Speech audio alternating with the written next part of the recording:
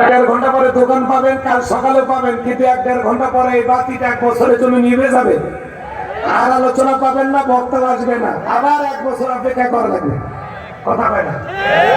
একটু কষ্ট করে 1.5 ঘন্টা সময় যদি না দেন, নিজে বক্তা দাওয়াতে হাতিয়ে দিয়ে লাভ আছে? পুরোটাই ধরা খাওয়া। অতএব আসেন, আমার টাকাটা হালাল করার জন্য একটা সুযোগ দেন। আপনারা বসেন, কিছু কথা বলি, কথা বলেন, ঠিক না? সে কথা বলতে চাচ্ছিলাম, ভূমিকা না দিয়ে ডাইরেক্ট আলোচনা করব, তারপরে দু একটা কথা না বললে নয়।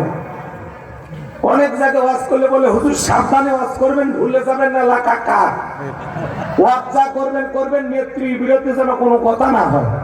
এই এখনকার এই বুদ্ধিজীবীরা আছে ভাই, টর্চ লাইট মেরে চেহারা খুঁজে পাওয়া যাচ্ছে না, কথা বলে ঠিক কিনা? এই জন্য মনে রাখবেন, জুলুম কখনো চিরস্থায়ী হতে পারে না। জালেমদের শেষ পরিণতি হলো পরাজয়, মাজলুমদের শেষ পরিণতি হলো বিজয়। কথা বলে ঠিক কিনা? যারাই জুলুম করবে তাদেরকে পরাজিত একদিন হতেই হবে। কথা বলে ঠিক কিনা? মনে রাখবেন, আপনার জন্য কেউ জায়গা ছেড়ে দেবে না, নিজের জায়গা নিজেকে তৈরি করে নেওয়া লাগবে। কথা বলে ঠিক কিনা? এই পৃথিবীর জমিনে অসংখ্য নবীরা আসলে দাওয়াতি কাজ করেছেন, তাদের দাওয়াতি কাজেও কাফের বেঈমানরা বাধার প্রাচীর তৈরি করে দিয়েছিলেন। এরপরে আল্লাহর পয়গম্বররা শতবাধার প্রাচীরকে ভেঙে আল্লাহর জমিনে আল্লাহর পথে মানুষকে দাওয়াত দিয়েছেন। কথা বলেন ঠিক কিনা?